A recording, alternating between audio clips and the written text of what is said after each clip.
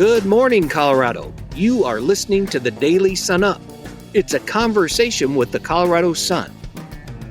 I'm team editor David Krause. Before we jump into today's conversation, here is a quick message from our sponsor. Denver Golf has 8 venues to choose from right in your backyard. From urban golf settings to mountain vistas, you'll find it all at Denver Golf. Plus, Denver Golf has programs and events to fit every golfer. No matter where you live in Denver, there's a venue near you. Come home to play. Denver Golf is your neighborhood course. Headed to the mountains? Before you hit I-70, visit goI70.com for the latest travel tips, real-time road info, and insider advice to help you beat the rush. Plan smarter, travel smoother, and spend more time where you want to be. GoI70.com. More mountains, less traffic. Ready for your next adventure? SCP Wild-Free Colorado Springs Hotel is a reimagined vintage motel and base camp for those who wander with purpose and return with stories. Dog-friendly, planet-conscious, and rooted in our Colorado community. Explore SCP Wild-Free Colorado Springs Hotel and book your unforgettable summer travel today at scphotel.com/Colorado Springs. Now, back to the show.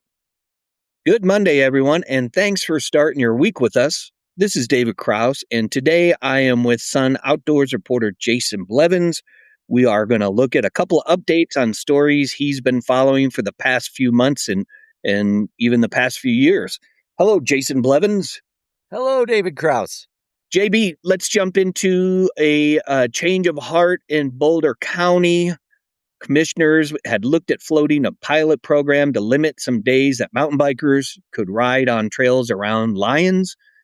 Give us a bit more update, JB. It sounds like, as you wrote, we talked about on the podcast June 15th, there has been a change of heart, as it were, for the Boulder County Commissioners. Exactly. Boulder County Commissioners have declined to pursue that pilot program that would have potentially limited mountain bike access at both Heil Valley and Hall Ranch parks in the outside of Lyons. A huge upswell of from the mountain bike community and really the outdoor recreation community out there.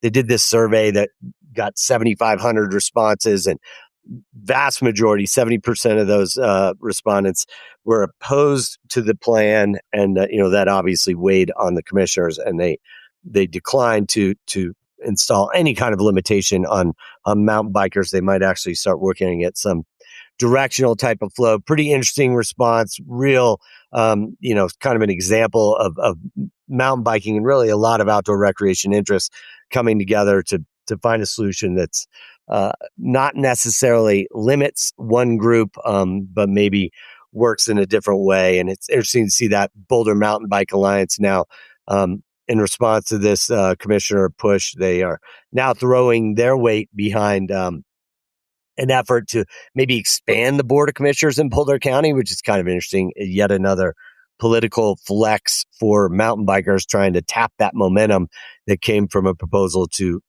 potentially limit their access, and they came out as quite a political force there. JB, we're going to switch gears for a bit, but we're going to come back to this and tie it all together. You have been reporting for years now about the Park Act that relates to rock climbing and the debate about anchors. Jason, what's the latest with the Park Act? It stands for Protecting America's Rock Climbing Act.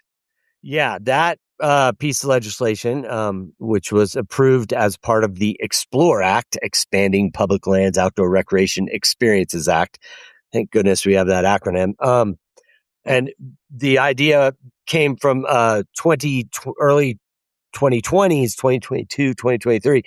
Forest Service, National Park Service started thinking about ways to better manage climbing, and they came up with a pathway that would have enabled local land managers to more easily prohibit fixed anchors in wilderness areas.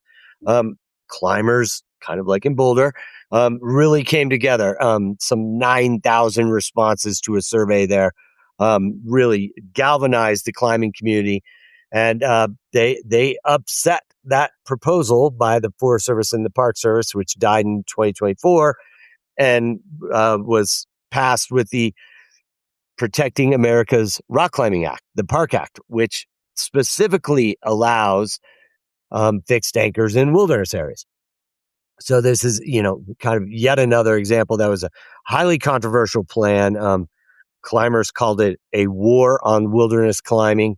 Wilderness groups applauded it, but it was really interesting to see, once again, an upswell of recreational interest kind of step up and say, this is not the way to do this. Let's work on another way.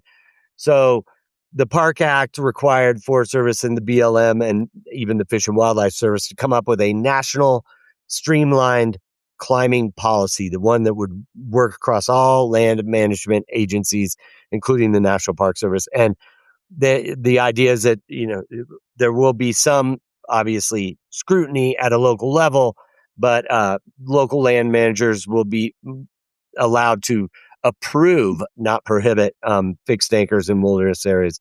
And it sort of abandons that idea that there could be a ban and a prohibition on, the top anchors as well as bolts. And climbers you can't use a machine in wilderness areas, so they were already going to be hand drilling these bolts and anchors. So it's not a very common thing.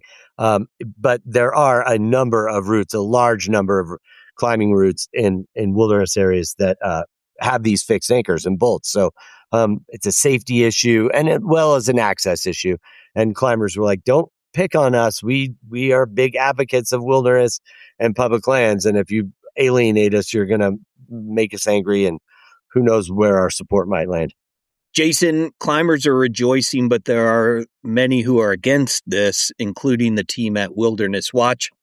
Talk about their response and what their concerns are.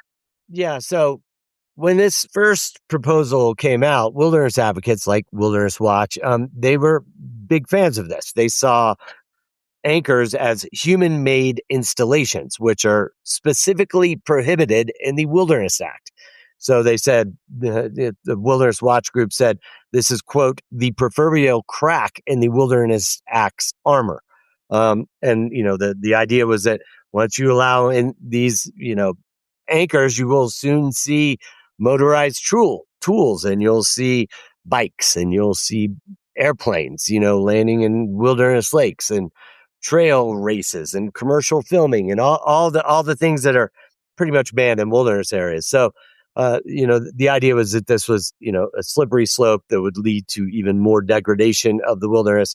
And they are still holding firm on that argument, saying that there's, the wilderness prohibits, these type of installations in the Wilderness Act. And this is, again, an attack on the Wilderness Act. So the fight's not over. This Park Act guidance that has been issued this week or this month with the federal land management agencies, it's open for comment. You read my story. There's a lot of ways a lot of links in there that you can tap into to provide comments. And, so I think we're still going to see a good amount of controversy and discussion around this draft guidance that was issued, that was required under the Park Act.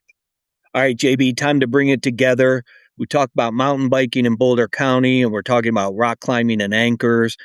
But you hit on it. This is the outdoor community coming together with a little more flex, as it were. Jason, kind of bring these two together and in your perspective on how they are related in the industry that, as we've talked about, is now a more than $1 trillion business.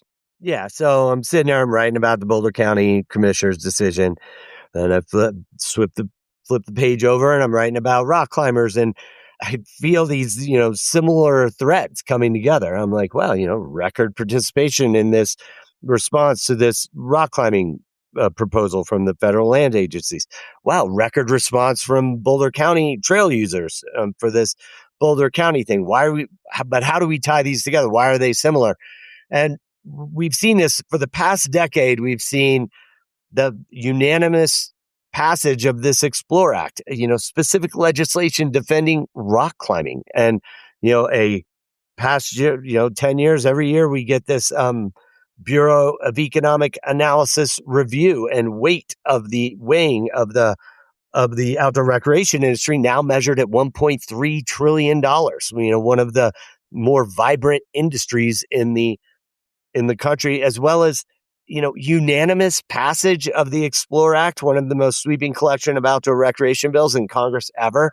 And it was passed unanimously in 2025 in a time when unanimous doesn't happen in the federal government. So, there seems to be this growing upswell of realization that not only is the outdoor recreation movement a economic force for rural economic development, but it's also an economic force, a social force, a health force. There's a lot of arguments out there that get more people outside. We talked about it last week with, record participation in the outdoors and how that can reduce healthcare costs because people are getting outside and having fun.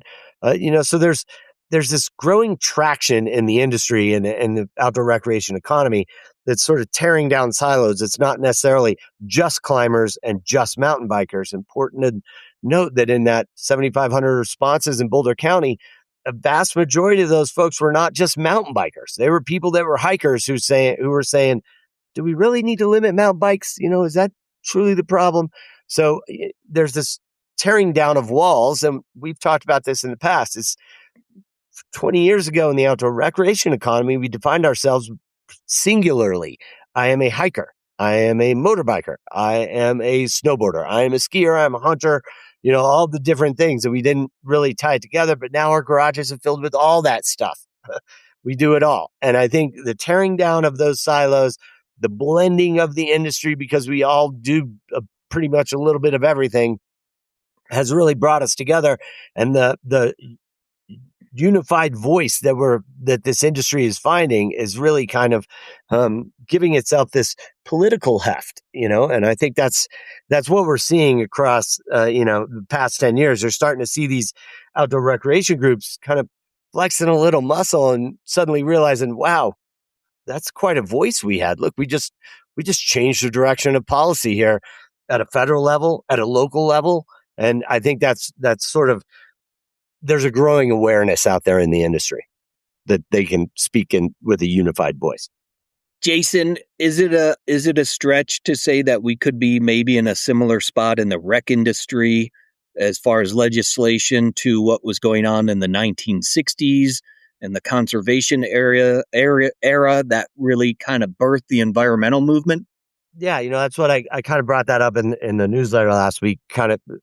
There was a decade there in the mid 60s into the early 70s when Americans really rallied around the environment. I specifically remember I must have been a toddler, but the Native American man crying at all the litter as he looked over to the city, that commercial. And, you look back in the 60s, there were groundbreaking legislation that protected air, clean water, the Wilderness Act, the Endangered Species Act, NEPA, conservation funding. Just the entire environmental movement grew up in that decade and became a force that has protected so many millions of acres of habitat and wild spaces, natural landscapes, and just a fundamental shift in American politics and American thinking about our open spaces and our public lands. And I asked the question: could the outdoor recreation industry be at a similar threshold? And there are fingers that link those two things right now. So yes, I do think that this outdoor recreation industry could be at a similar threshold, to pass some kind of sweeping legislation and really protect access and really focus on conservation, especially when you blend that outdoor recreation with a conservation group. That could be one of the more powerful political lobbies in the country. Jason, always a pleasure to get your insight and input on these topics.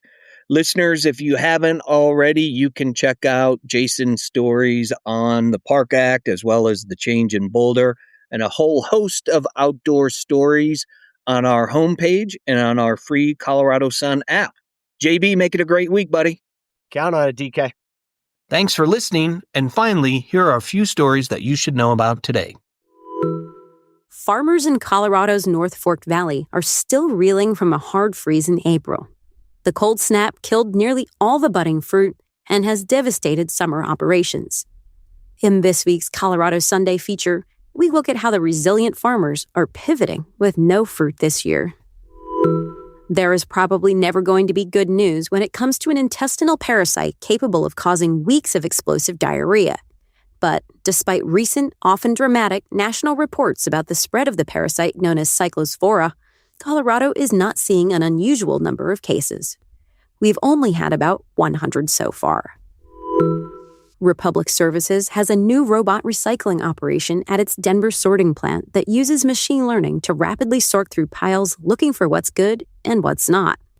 The artificial intelligence-assisted arms installed in May are programmed to pluck valuable stray pieces of cardboard off the conveyor lines. To read these stories and much more, visit our website, coloradosun.com. As an award-winning nonprofit news outlet, we take our mission of credible, independent journalism seriously, and you can check out our trust indicators at coloradosun.com/ethics. Our music is by the Denver-based Matt Skellinger Group. A link to their music is in our show notes, and a special thanks to Swallow Hill Music. I'm David Krause. See you next time.